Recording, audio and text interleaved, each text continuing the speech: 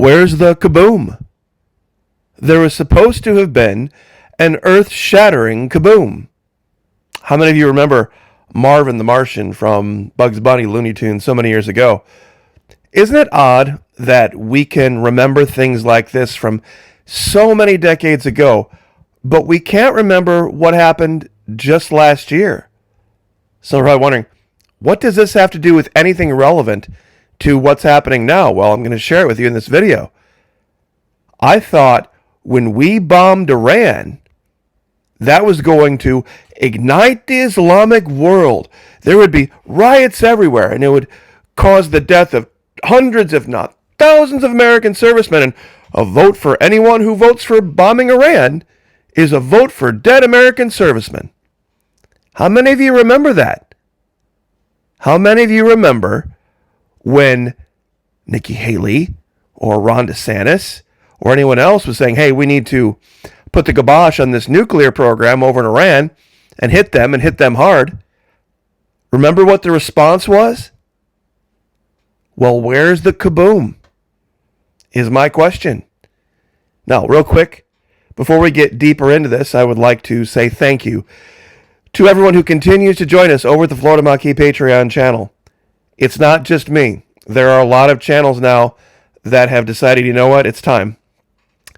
It is time to make a choice between free stuff for socialists or maybe see if people who are capitalists are actually going to put their money where their mouth is. It's not just me. And over the last couple of years, a lot of you have stepped up, and I am thankful to God for every single one of you.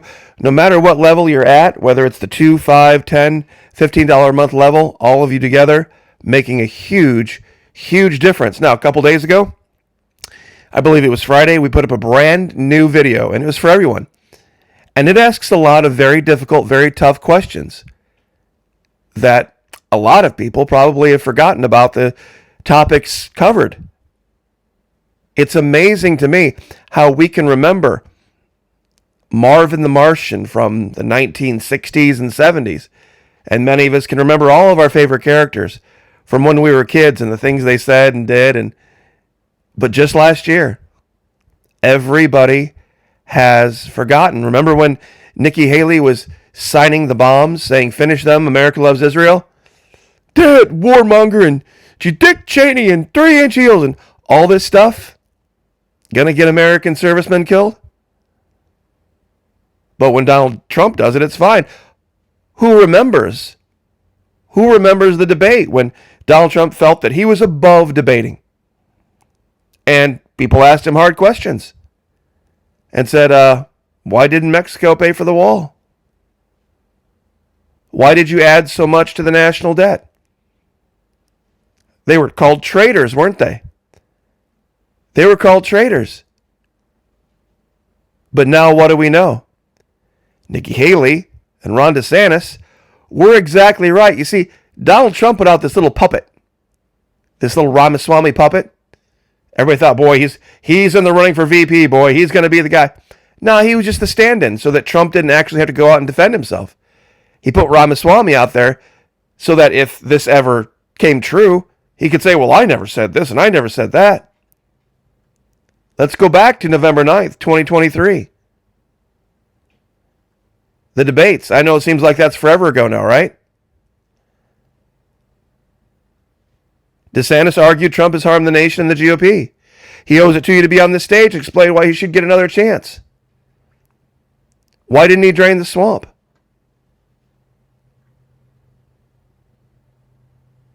But truly, this is about Nikki Haley, the Israel-Hamas war. Ramaswamy was the only candidate who argued against sending more aid to Israel. U.S. should refrain from getting involved. He likened Haley and DeSantis to former Vice President Dick Cheney, a hawk who pushed for the U.S. invasion of Iraq. Do you want a leader from a different generation who is going to put this country first, or do you want Dick Cheney in 3-inch heels? He said, we've got two of them on stage tonight, referring to Haley and DeSantis. I think this is an amazing thing to try to explain, especially when It went far beyond just the bombs. This is Donald Trump, June 17th, demanding Iran's unconditional surrender. Unconditional surrender. Can anybody explain this? Oh, but wait, there's more. Trump's gonna release the Epstein files. Everybody's gonna know. Completely forgiven. But we did rename the Gulf of, well, I don't know what it's called now. I do like this one, Gulf of not one single arrest. I can't tell you how many people said to me specifically on this channel that if Trump gets in, this person's getting arrested and that person, no arrests. And what happened to auditing the gold at Fort Knox? Once again. But the real big thing, Trump's finally doing something about immigration. Really? Is he? Is he, or is he just talking about it? This is Anthony Sabatini. The big, beautiful bill does not prohibit welfare for illegal aliens. That got taken out. So this big, beautiful bill everybody's so happy about, and less than 350 people are being deported per day. Rock bottom low numbers, lower than Obama, lower than Bush, lower than everybody, lower than Biden. No one cares that he's got a buyer for TikTok. Nobody cares. In fact, Donald Trump doesn't even want to deport most of the illegal aliens. He even said this right here. See, most of the illegal aliens are not criminals. He's making the distinction. Look, don't attack me for this. All I'm doing is quoting what Donald J. Trump has said. Our great farmers and people in the hotel and leisure business have been stating that our very aggressive policy on immigration is taking very good, long-time workers away from them. Now, wait a minute. Why, if they were here legally, why would we be taking them? They're talking about illegal workers here, with those jobs being almost impossible to replace. In many cases, the criminals who are not being deported, who are also illegal, allowed into our country by the very stupid Biden. You see, the guy always, this is also the guy that was going to turn the page and go forward, but another argument for another day, are applying for those jobs. It's not good. We must protect our farmers, but get the criminals out of the USA. Somehow changes are coming, but who remembers? Remembers months ago when I said they're not going to deport them. They're not going to deport them. They're going to put them in labor camps. Oh, Florida Maquis, they're never going to do that. They're going to deport them down to El Salvador, and they're all going to go to the prison. Really? Alligator Alcatraz to house ICE detainees down here in Florida. Little abandoned airport out in the Glades, 39 square miles. 1,000 beds. For those of you that want to kind of know where it is way out in the middle of nowhere. I mean, here's Miami and this little tiny road that goes out here, Tamiami Trail. It's just a tiny little dot on a map way out in the middle of nowhere, Dade Collier. But they're out there putting up tents, moving in air conditioners, bringing in tons and tons and tons of generators, and getting this place all stood up. Right here in Florida. So, not saying I called it, but I called it. Because here's the hard truth, folks. We need the people. The reason they were being allowed to come in here is because we need the tax base. We don't have enough people making babies in America, and that hasn't been the case for 10, 20, 30 years, to replace this workforce. Just the case. It is just the case. We needed these people. We need this tax base. And if you don't believe me, believe Donald Trump. Believe Donald Trump.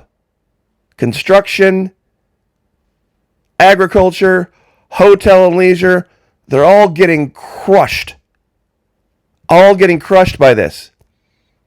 And that's why less than 350 people are being deported per day. Anthony Sabatini, politician down here in Florida.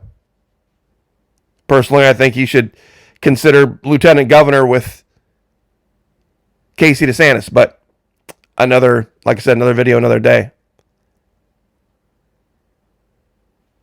You see, there's just going to have to be somebody stand up and tell the truth. That the guy's a politician and a liar. Said he wouldn't get involved in Iran, said he wasn't going to bomb Iran, said anybody who even suggested any kind of military action in Iran was just a warmonger and just a dick. I'm sorry. But I'm just going to say the quiet part out loud. Trump derangement syndrome is really more like Trump discernment syndrome. Trump derangement syndrome is people that support him no matter what. Pardon me. No matter what. People that support the guy no matter what he does and make excuses for him.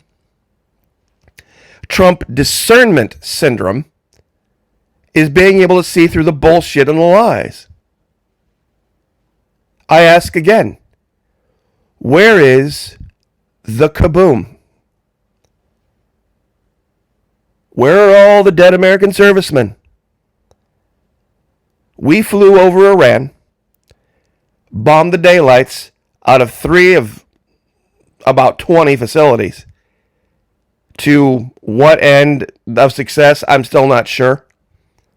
We'll find out in the coming days, but where is the huge outrage from the Islamic community? Where are all the attacks on the American servicemen? Where? I thought Trump was going to put Israel in its place. This is why it's critical. This is why it is so critical to get read in on psychological operations. Why did you believe it when he said it? That is really the true question. Why did you believe it when he said it? That's what we talk about at the Florida Monkey Patreon channel. The 24 cognitive biases, the 24 logical fallacies. That people, if you don't know you have them, everybody has them. But if you don't know you have them, you're going to be powerless to discern when somebody is using a tactic, a manipulation to make you believe something.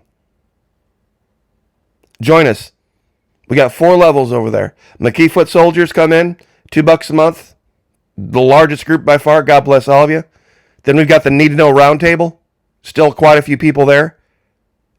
That's $5 a month. And then we have the big groups, the unit commanders and the brigade commanders.